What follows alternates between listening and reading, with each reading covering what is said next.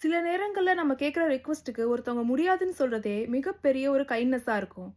அடுத்தவங்க சொல்ற நோவ நம்ம ஏன் மதிக்கணும்? நம்மளோட நோக்காக நம்ம ஏன் நிக்கணும்னு பார்க்கலாம். 2 குருவிங்க ஒரு ஆத்த கடந்து வந்து அதுங்களுக்கு கூடு கட்டுறதுக்கான இடம் தேடிட்டு இருந்துச்சு. அப்போ அங்க கொஞ்சம் பார்க்கறதுக்கு ஸ்ட்ராங்கா இருக்கிற ஒரு பழமையான மரத்த பார்த்து, அதுகிட்ட போயி, "உன்னோட பிரான்ச்சஸ்ல வந்து நாங்க எங்களுக்கு கூடு செஞ்சுக்கவா?" அப்படின்னு அந்த குருவி கேட்டுச்சு. டக்குனு அந்த மரம் வந்து முடியாது அப்படின்னு சொல்லிடுச்சு.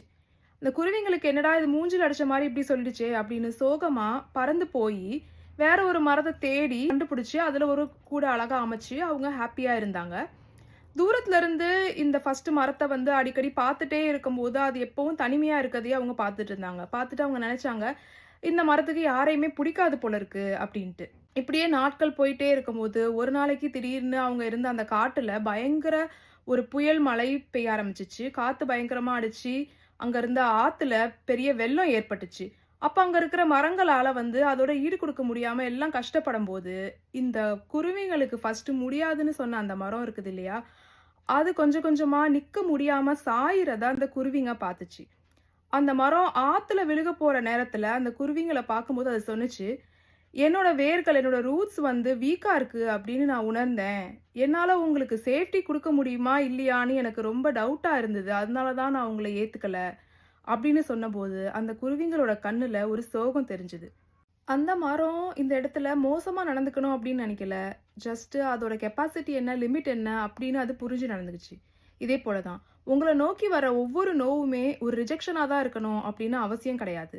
நம்ம பல நேரங்கள்ல நம்ம முடியாது அப்படின்னு நம்மகிட்ட ஒருத்தவங்க சொன்னாங்கன்னா, அவங்களையும் அவங்க கேரக்டரையும் நம்ம ஜட்ஜ் பண்றது உண்டு. ஏன்னா அந்த நேரத்துல நம்ம கண்ணுக்கு தெரியறதெல்லாம், அந்த நோ நம்மள எப்படி அஃபெக்ட் பண்ணுது அப்படிங்கிறது தான்.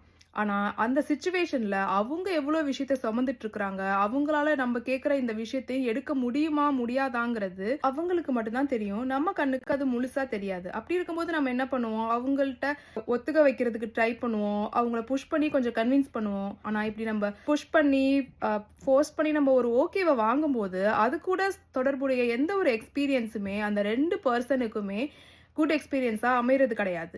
இன்னும் என்னன்னா, அத கஷ்டப்பட்டு எஸ் சொன்ன அந்த பெர்சனுக்கு மனசுல, அது கசப்பான ஒரு உணர்வ கொஞ்சம் கொஞ்சமா வளர்க்க ஆரம்பிச்சுரும்.